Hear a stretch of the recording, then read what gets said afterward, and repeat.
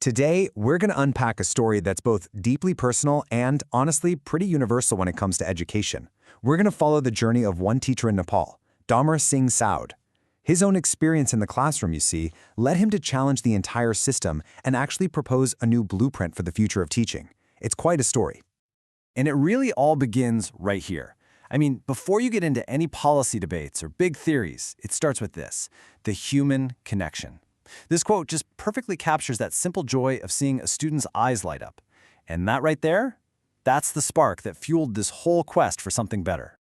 All right, so let's rewind. Let's go back to where this journey all began. The story kicks off in 2009, a first teaching job in a super remote district in Nepal, facing all kinds of challenges that, well, would end up shaping everything that came next. This timeline really lays it all out, doesn't it? You see, it starts with that raw, on-the-ground experience in Darchula. You know, the fear, the uncertainty, but also the incredible feeling you get from those small classroom victories. But then, look at how that practical stuff gets layered with some serious academic work. That combination is the absolute key here. It's what allowed him to connect the dots between his daily classroom life and the much bigger picture. So as his experience and his knowledge grew, something else grew with it. And that was a huge sense of frustration. He started to get really disappointed with the official system that was supposed to be there to support teachers just like him. And this slide just lays out the core problem so clearly. The training system, it wasn't really about improving teaching at all. It was more like a bureaucratic checkbox exercise. I mean, teachers were traveling huge distances, spending their own money just to sit in sessions that completely ignored their day-to-day reality. You know, like not having enough books or dealing with the unique challenges of their communities. And the result? A piece of paper, sure, but zero real change back in the classroom. This quote, it just gets to the heart of it. It's not just about an inefficient system. It's about a demoralizing one. It takes these passionate, dedicated people and just leaves them feeling completely unsupported and unheard. And that, of course, is a huge loss for everybody, the teachers and, most importantly, their students. Okay, so if the old system is broken, what's the fix? This is where the journey really takes a fascinating turn. It shifts from just pointing out problems to discovering these powerful new ideas that offer a totally different way of thinking about how people grow professionally. The first big aha moment came from this: self-determination theory. Basically, it argues that real lasting motivation doesn't come from just checking boxes or getting a certificate. It comes from fulfilling three core human needs: autonomy, feeling like you have some control; competence, feeling like you're good at what you do; and relatedness, feeling connected to the people around you. The old system, it failed on all three. So if self-determination theory is the why, then reflective practice is the how. This is the engine that drives real improvement. It's this simple but incredibly powerful idea that a teacher's greatest tool for growth is their own experience, but only if they actually stop and think about it. What worked, what didn't, and most importantly, why? Now, this is what's so cool. This is where these big academic ideas become small, everyday habits.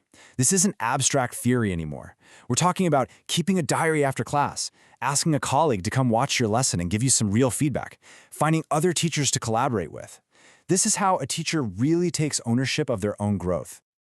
All right, so armed with this whole new framework, the next logical step was to look around. How have other countries built systems that actually empower their teachers, instead of just, well, sending them to trainings to get a piece of paper?